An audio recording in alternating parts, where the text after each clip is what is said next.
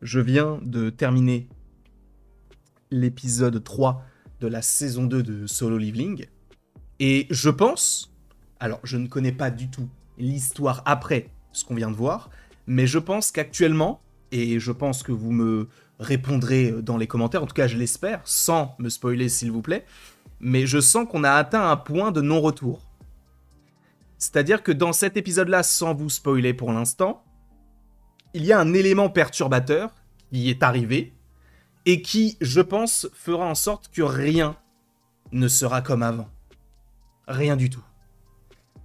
Parce que c'est trop gros pour ne pas être évoqué. Évidemment, sachez qu'on va parler de cet épisode avec des spoilers, donc si vous ne voulez absolument rien savoir concernant cette série de Solo Leveling, si vous n'êtes pas à jour, allez regarder l'épisode en question et après revenez. Si ce n'est pas le cas, quittez la vidéo.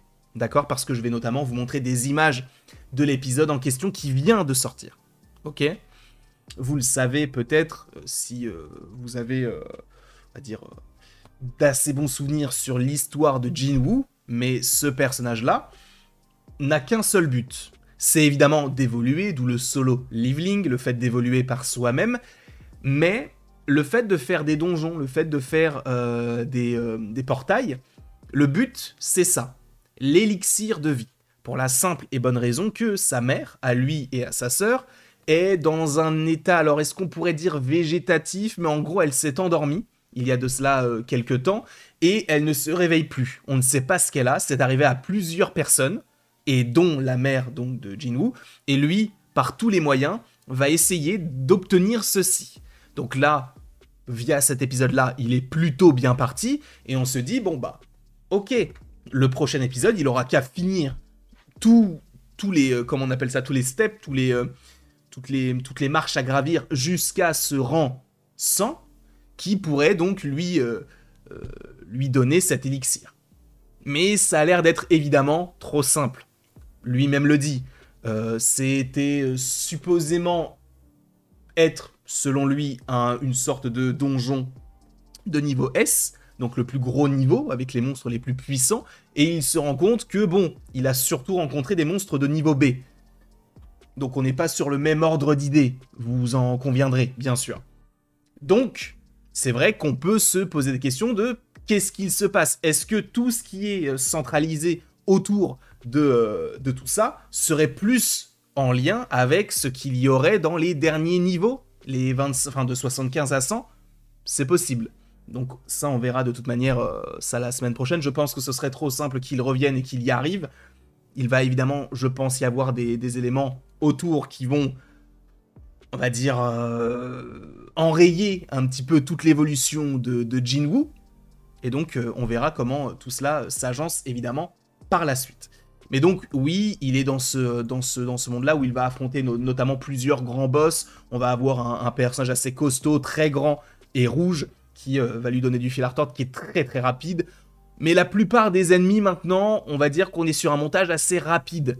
Un montage qui va nous permettre, en fait, de passer d'un niveau à l'autre assez aisément, parce qu'on sait que lui, rien ne semble l'arrêter. Il était déjà très puissant, mais maintenant, il a une armée. Il a l'ours qui s'appelle donc Tank. Il a le grand soldat et Ygritte. Donc, il est vraiment, on peut dire, oui, qu'il est d'armée pour ne jamais être défait. Évidemment que je pense qu'à un moment donné, il le sera, notamment par rapport à ce fameux élément perturbateur. On va en parler parce qu'en fait, quand on nous a donné son nom, je me suis dit, ok, c'est peut-être lui, mais c'est pas possible, il a l'air super jeune. On va parler de ce personnage-là. Lui, c'est, alors si je le prononce bien, c'est Il Wang, le père de Jinwoo, qui débarque de nulle part, qui était dans une sorte de portail aux États-Unis. On nous l'a confirmé, il a été récupéré, enfermé, et on a même un personnage qui va venir le voir pour lui dire « Ah, ton fils, il est mort !»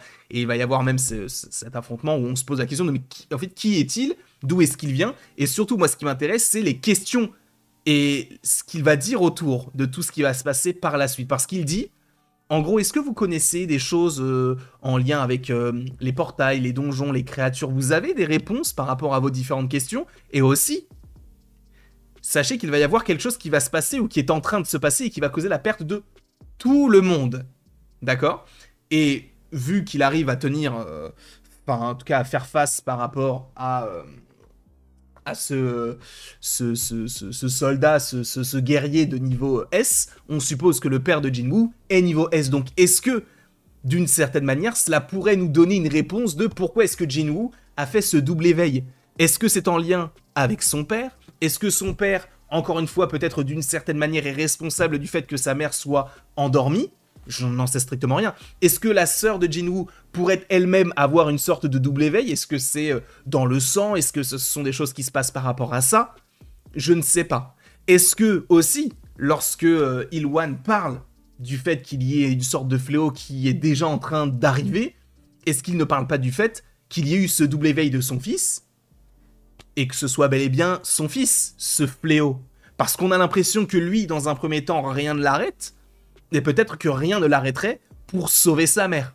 Et de son côté, le père verrait peut-être le mal qu'il causerait autour de lui et essaierait de l'arrêter. Et que d'une certaine manière, Jinwoo soit, je ne sais pas, l'antagoniste d'un certain point de vue. Je ne sais pas. C'est possible. On verra, parce que plus on avance et moins il a d'humanité. Alors c'est vrai que dans cet épisode-là, on l'a souvent vu un peu sourire, notamment avec son acolyte, là. Ils ont bu du jus d'orange, un peu plus corsé au niveau de l'alcool, mais bref, ils ont un peu souri, ri, etc.